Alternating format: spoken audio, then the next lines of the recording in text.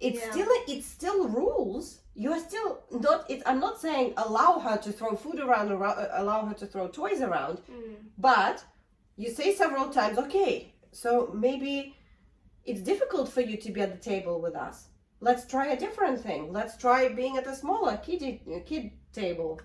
Yeah. Because Or whatever. yeah, I mean, she's got her booster chair there. So when she's sitting, like, she has her moments when she's absolutely fine. And I think that's where there's obviously something else in those moments where she's not listening on purpose. Because other times, like, on purpose is the interesting part. On purpose is the one that is not about her, it's about you. If she's doing something on purpose, she is responding to something that we are doing as parents. And so the question is not how to make her listen, the question is how to make yourself understand of the actions that we do to get to that point. Yeah.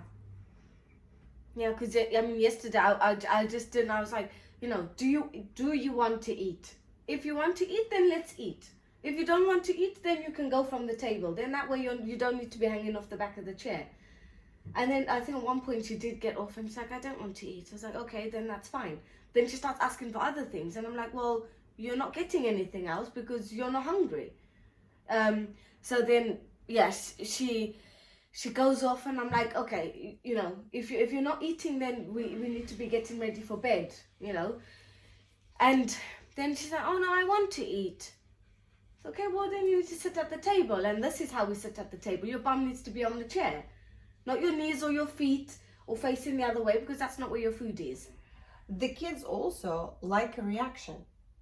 So, and it's actually, to them, it doesn't matter if it's a positive or negative one. Yeah. It makes them feel really powerful. It makes them feel like, oh, I am so mighty that I even made my mom flip out, Yeah. That, if we can stay zen and find a way to sort of deal with these things and just keep on explaining, as we said, like the purpose of things. The chair is for sitting. It is not for hanging on or climbing. We don't want to damage it with dirty hands, and we can get bacteria on our hands or germs, and that's not going to be good if it gets into your stomach. It might, Yeah. Just keep explaining the things. It appears that you're just frustrated and fighting against what's happening. If you're a little bit more creative and alternatives, Yeah. rather than, no, it has to be at the table. No, you have to sit at the table facing the food. No, it has to be at the table. Yeah, but then is it kind of like a punishment if, she goes off and sits by herself then on another chair because the rest of the family is sitting at the table? It's a sort of punishment, but of course it's not a punishment, it's a consequence of that particular behavior. Especially if it's causing damage, or if it's, not being grateful for food and things like that. Yes, these are the values that we are trying to instill. So yes, it's a form, but okay, maybe if you see that it really upsets her, give her 5 minutes and say, for 5 minutes, you will sit at the table because, you are struggling. Mommy sees, I feel that you are struggling to sit still or whatever. So I'd like to help you. Don't put it as punishment. I'd like to help you so that you are more free in your movements. So it's easier for you. And let's try it for 5 minutes and see what happens in 5 minutes. If then she says, no, I want to go back, you're like, okay, but if you come back, you do remember how we behave at the table. This is what happened. And if she's still misbehaving, then you increase the time. Yeah, because I think she'd be quite happy to just not eat, and then I feel bad, like, if I don't feed her. Like yesterday, she eventually ate all her food, but I don't want to do this, that whole thing of, you'll get this one, how is it that if you eat your food, then you'll get this. I don't want to create that, I'm going to do this to get this. Like, you're going to eat because you're hungry. You're going to eat because if you don't eat, you're going to be grumpy, or, your stomach's going to hurt. But sitting here at the kiddie table, you can still give her food. This is not But allowing that's the thing, her to I think eat. she won't eat by herself, because if she wants me to feed her, so like yesterday when she was next to me, she said, I want you to feed me. And I think because she sees me feeding Zach, she's like, I want you to feed me. And then other times, like, it's like, if it's like rice, if there's like rice or something, it's like sometimes it's fiddly and it messes and stuff. I'm like, okay, I'll help you. If it's stuff that she needs help, I'll put it on a fork and say, okay, now you can do it. Do you feel but she's bad? quite So when happy. she asks you, can you feed me? Do you feel bad that she's jealous and then you succumb? When she asks me to feed her, because sometimes she feeds herself and she's absolutely fine, but when she asks me to feed her, if I don't have a problem with it, then I'm happy to feed her. So like, I don't see anything wrong. Like, I'm feeding Zach, I'm feeding her.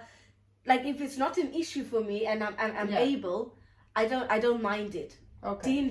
Dean is like, well, she needs to feed herself and he needs to feed herself. And when he starts going off, like, having these conversations at the table, I just ignore him because I don't want to get into that, because then it makes her act up more. And so I don't want to have that in front of her, because before dinner was, I just felt like it was, even I wouldn't want to eat in that environment. Like, it's constant, like, she needs to feed herself, and it's like bickering back and forth, and it's like, and then she's looking like mom and dad is like with the tennis ball, and she's like right, where can I, what can I play off? They're not agreeing, so I'm free to do whatever, Yeah. because they can't come to an agreement.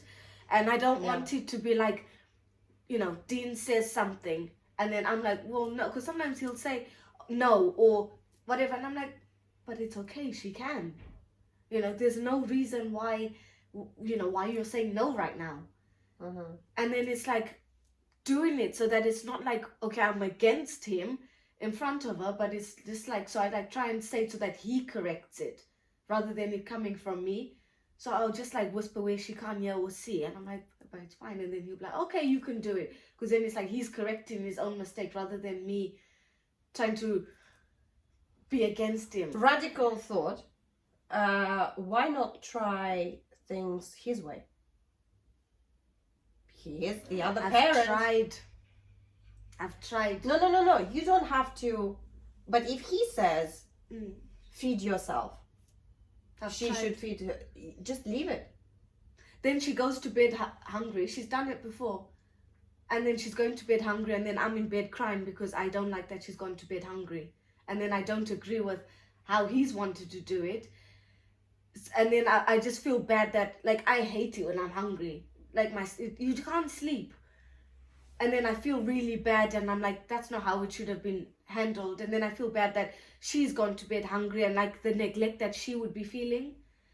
So we've tried it, and yeah. I think the answer really here is for you finding peace. For you. Not with your kids, but for you and with you with Dean. Because it seems like everything is a play off of that. But I think he's the man. He's number one. Yes, in the family. He's first. Then it's you. Then it's the older child. Then it's the younger child. There is a hierarchy, and there is a reason there is a hierarchy. But he's not a dictator. No, he's you not have to in charge be in of the agreement. kids. Yeah, in charge because he's just say he's the breadwinner. But in terms of kids, I'm with the kids. He is the father.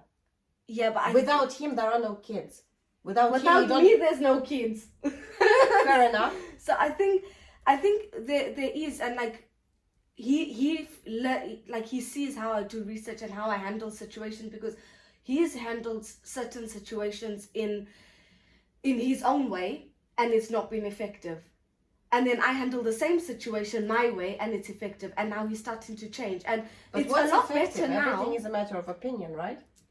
So if the kids are acting out and he's like, don't do this, and he starts screaming and whatever, there's no calm, there's no resolution. It's just escalating it, and it's now been a dictator, and you're authoritative, and you're taking power away from them. Is there a way to make him come so that he then behaves differently with the kids?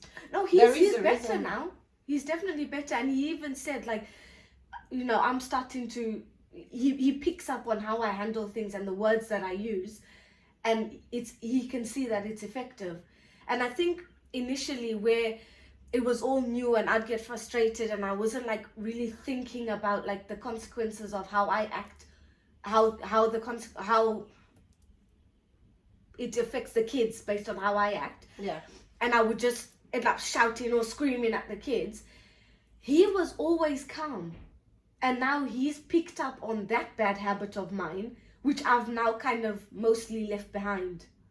So he like Dean is not one to shout, he's not one, but with the kids, I think where he's seen me do it a bit in the beginning, he's still got that, and because he's not doing research into like the ways to handle things and stuff like that, he's just seeing off what I've read and implementing. If he used to be calm, right? Yeah.